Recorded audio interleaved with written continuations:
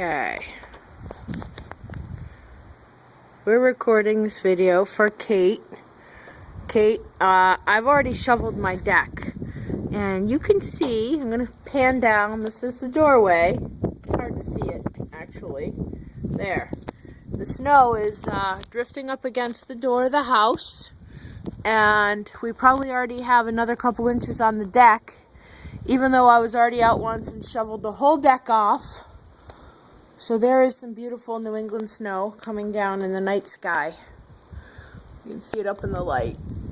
Pretty fluffy flurries. Well, a lot more than flurries. And it's cold. Just so you know, can you see our little weather center? 21 degrees. Actually, it's warmed up. It was 16 when I talked to Jamie before. So we're going to hunker down for the rest of the night. I'll give you a video in the morning. Good night.